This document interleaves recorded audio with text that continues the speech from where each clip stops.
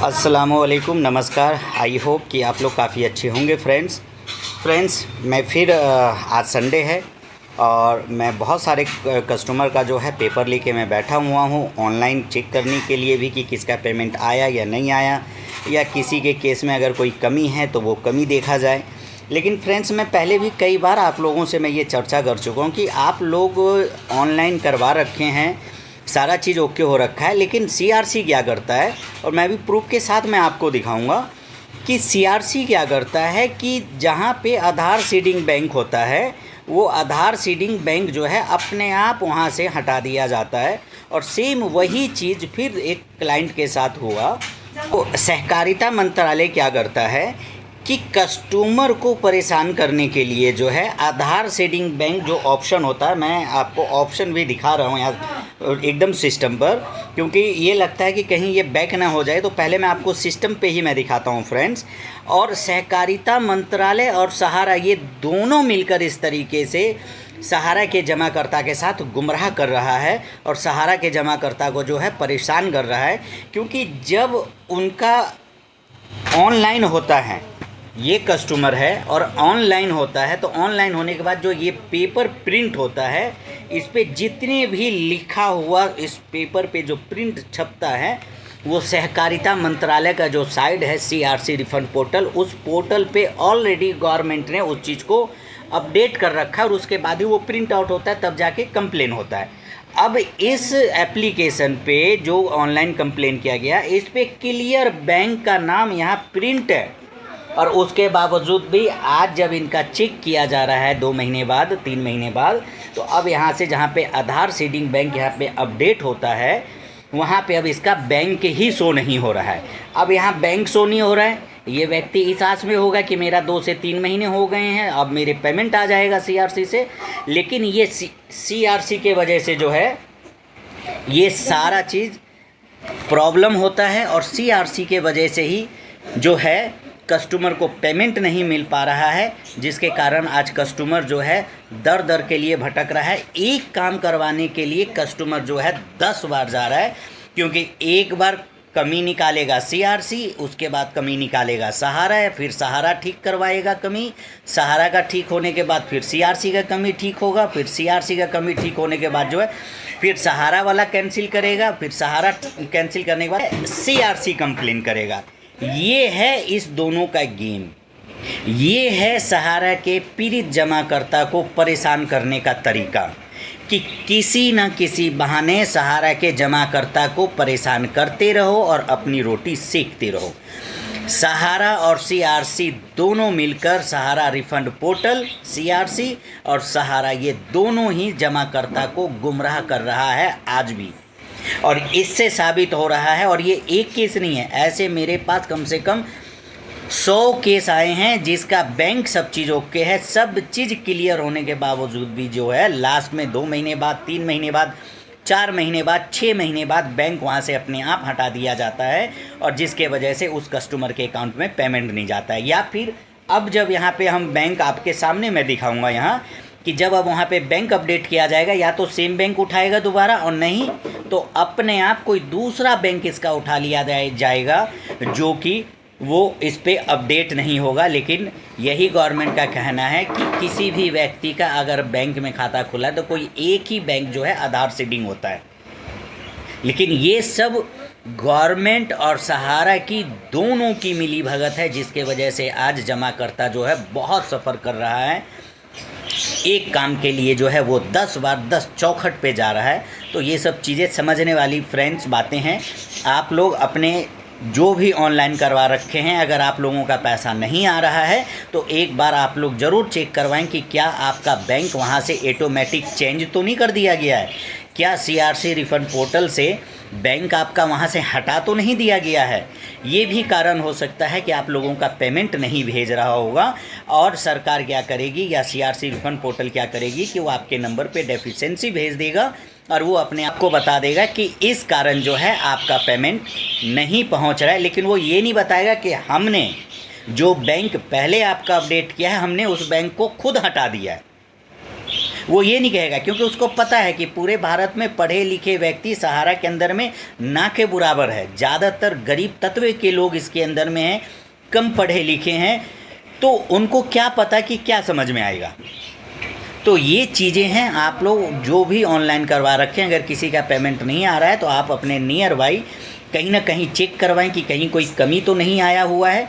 और इस तरीके का केस जो है बहुत सारे केसों में देखने के लिए मिल रहा है फ्रेंड्स। तो आइए मैं आपको पूरा सिस्टम पे मैं दिखाता हूँ, और सिस्टम पे भी मैं आपको समझाने की कोशिश करता हूँ कि क्या इस तरीके से आप लोगों के केस में भी तो नहीं आ रहा है। अगर आ रहा है तो जल्द से जल्द उसे ठीक करवाइए कि आप लोगों को जो पैसा मिल सके, क्योंकि सरकार तो गुमराह कर रही है, सीआरसी रिफंड पोर्टल भी गुमराह कर रही है 2 साल से बहाना बना के, और उसके साथ साथ सहारा की तो बात ही निराली है। उसके जैसा बेईमान, उसके जैसा झूठ बोलने वाला कोई नहीं है इस भारत के अंदर में। टाइम पूरा होने के बावजूद भी सीआरसी रिफंड पोर्टल बनवाया गया दोनों मिलके कि पहले ये करो, और अभी जो है एक बहुत सारे जो ये भी सहारा की ही देन होगी, या ये सहारा के वजह से ही ये सारे तरह तरह के जो अफवाहें उड़ती रहती है कि वो बात की बात है। लेकिन अभी जो मेन है मैं आपको दिखाता हूँ, और मैं सिस्टम पे आपको लेके चलता हूँ कि देखिए सीआरसी जो है किस तरीके से जमाकर्ता के साथ धोखा दे रही है, किस तरीके से जमाकर्ता को गुमराह कर रही है, किस तरीके से जमाकर्ता को जो है अपना ही पैसा लेने के लिए 2-2 साल 1.5 साल का वेट करना पड़ रहा है, किस तरीके से सीआरसी रिफंड पोर्टल जो है एक जुमला साबित हो रहा है, किस तरीके से सीआरसी रिफंड पोर्टल जो है सहारा के पीड़ित जमाकर्ता को हर हमेशा कुछ न कुछ डेफिशिएंसी भेज के, कुछ न कुछ रिजेक्शन भेज के उसके केस को डिले किया जा रहा है। क्या सीआरसी में बैठे हुए या सहारा रिफंड पोर्टल पे बैठे हुए अधिकारी या सहारा के हेडक्वार्टर में बैठे हुए चमचे, चोर अधिकारी, बोर्ड ऑफ डायरेक्टर, क्या वो सब कम पढ़े लिखे हैं? जो सहारा के बोर्ड ऑफ डायरेक्टर में जो बैठे थे हेडक्वार्टर लखनऊ में, जो 10-10 लाख 20-20 लाख रुपया सलाहकार को दिया जाता था वहाँ से, क्या उन सभी अंधे पढ़े लिखे समझदार व्यक्ति नहीं हैं? क्या उन सबको अपडेट करने के बाद भी मास्टर फार्म और काउंटर पार्ट फार्म होने के बावजूद भी, बैंक आधार सीडिंग होने के बावजूद भी करेक्शन आ रहा है? तो ये सब फ्रेंड्स समझने वाली बातें, ये आप लोग समझें इस चीज़ों को। और आइए फ्रेंड्स मैं आपको सीधा डेस्कटॉप पे लेके चलता हूँ कि इस कस्टमर को अभी देखिए दूसरी बार हो चुका है, अब तीसरी बार दोबारा इसका रिसबमिशन होगा, यानी R2 होगा। तो ये है दोनों की मिली भगत, सहारा और सीआरसी रिफंड पोर्टल, ये सब मिले हुए हैं और जमाकर्ता को परेशान के अलावा, झूठ बोलने के अलावा, गुमराह करने के अलावा, झूठी तसल्ली देने के अलावा, झूठे आश्वासन देने के अलावा ये दोनों कुछ नहीं कर रहे हैं। एक पोर्टल का गेम खेल रहा है सरकार, और एक जो है सरकार का बहाना लेके सहारा खेल रहा है। डेस्कटॉप पे मैं लेके चलता हूं और आपको मैं दिखाता हूं कि देखिए इस कस्टमर के साथ किस तरीके से सीआरसी रिफंड पोर्टल का जो गेम खेला जा रहा है, जिस तरीके से कस्टमर को गुमराह किया जा रहा है, वो किस तरीके से किया जा रहा है। तो आइए फ्रेंड्स मैं आपको सीधा डेस्कटॉप पे लेके चलते हैं। हम डेस्कटॉप पे आ चुके हैं और आप देखिए जब हम इसको ओके करते हैं तो सीधा इस सिस्टम पे आ गए। अब यहाँ से हम नेक्स्ट करेंगे। नेक्स्ट करने के बाद जो है, और इससे पहले मैं आपको दिखा दूँ कि ये देखिए ये क्लियर, ये सारे चीज़ें जो हैं, ये बैंक आधार सीडिंग, बैंक देखिए ऑटोमेटिक यहाँ से गायब हो गया है। और ये किसने किया? ये कोई व्यक्ति तो नहीं किया, या जो कस्टमर ने ऑनलाइन किया सीआरसी रिफंड पोर्टल पे उसने तो नहीं अपने आप किया। अब इसका मैं आपको बैंक दिखाता हूँ फ्रेंड्स। देखिए फ्रेंड्स, इसका ऑलरेडी बैंक जो है यहाँ पे बैंक ऑफ बड़ौदा शो हुआ। 29/4/2025 में इसका कंप्लेन किया गया, और कंप्लेन होने के बाद बैंक में ये शो हुआ। ये बैंक ऑफ बड़ौदा, क्या ये कस्टमर ने अपने आप हाथ से लिखा, या जहां ये कंप्लेन हुआ क्या उसने अपने आप छाप दिया? ये सीआरसी रिफंड पोर्टल पर जो कंप्लेन दिया जाता है, उस कंप्लेन के हिसाब से जो यहाँ निकलता है वो खुद अपने आप ये प्रिंट करके निकाल के दिया जाता है, और उसके बाद ही यहाँ पे सारे चीज़ होता है। और इससे पहले भी हम देख लें, अगर इससे पहले वाला भी अगर हम कंप्लेन देखें जो इनका 2023 में हुआ था, 2023 के 7/9/2023 में, उसमें भी देखिए यहाँ पे ऑलरेडी बैंक जो है बैंक ऑफ बड़ौदा दिख रहा है। तो जब यहाँ बैंक ऑफ बड़ौदा फर्स्ट में दिख रहा है, सेकंड में दिख रहा है बैंक ऑफ बड़ौदा, तो यहाँ से अपने आप चेंज कैसे हो गया? तो इससे आप लोग समझिए कि सहारा और सीआरसी कैसे जमाकर्ता को गुमराह कर रहा है। अब जब हम इसे ओके करेंगे तो देखिए फिर से वही बैंक ऑफ बड़ौदा लिया। अब इसका से ही ओके करते हैं फ्रेंड्स, तो ये इनका प्रोसेस आ गया। अब सोचिए कि अब हमें जो है दोबारा वो सारे चीज़ अब दोबारा इनका करना पड़ेगा, और इनका भी देख लेते हैं कि क्या इनका सारा पेपर जो है उस हिसाब से क्लियर करता है या नहीं करता है, या इसमें भी क्योंकि इसका MF, master form, counterpart, ये सारे चीज़ इनका अपडेट कर दिया गया था। अब फिर से देखते हैं कि क्या ये दोबारा तो नहीं इनका करेक्शन भेजा गया है। तो ये है सीआरसी का। अब ये यहाँ पे ओके कर लिया गया है। जब वहाँ बैंक खुद सीआरसी रिफंड पोर्टल छाप के दे रहा है, तो उसके बावजूद भी इस तरीके का प्रॉब्लम क्यों दिया जा रहा है? क्योंकि सीआरसी और सहारा जो है दोनों ही मिला हुआ है, और दोनों के मिली भगत के कारण जो आज पीड़ित जमाकर्ता जो है अपने ही पैसा लेने के लिए जो है परेशान हो रहा है।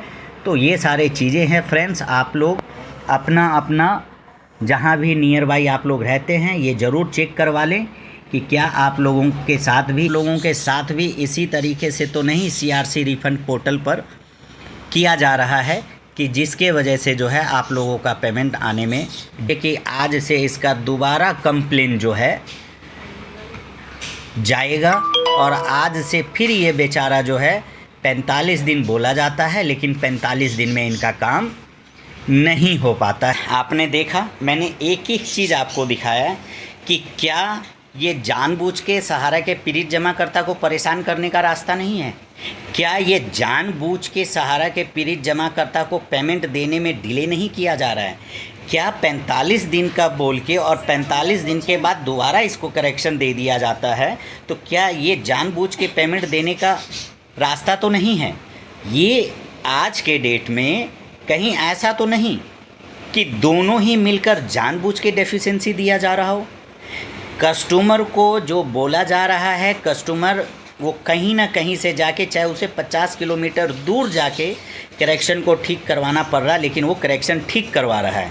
क्या उसके बावजूद भी उन सब का करेक्शन भेजा जा रहा है? तो ये हमने आपको दिखाया, और एकदम प्रूफ के साथ दिखाया, क्योंकि मैं जब भी सिस्टम पे बैठता हूँ फ्रेंड्स, मुझे अगर लगता है कि ये गलत है तो ये गलत है, ये समझना चाहिए। एक जमाकर्ता अपना पैसा मांग रहा है, वो आपसे एक्स्ट्रा ना तो सीआरसी रिफंड पोर्टल से मांग रहा है और ना ही सहारा से मांग रहा है। सहारा के बैठे हुए बोर्ड ऑफ डायरेक्टर जो चोर हैं, वो अपना घर ज़मीन बेच के किसी पीड़ित जमाकर्ता को नहीं दे रहा है। सहारा के जो भी ग्रुप हैं, उस ग्रुप में जो पैसा जमा हुआ है, उस पैसे से वो अपना पैसा मांग रहा है। क्या बोर्ड ऑफ डायरेक्टर में बैठे हुए जितने भी हैं, उनकी जो सैलरी है, क्या उस सैलरी में से किसी जमाकर्ता को अपनी सैलरी रोक के और अपने सैलरी में से किसी का पेमेंट किया हो? नहीं।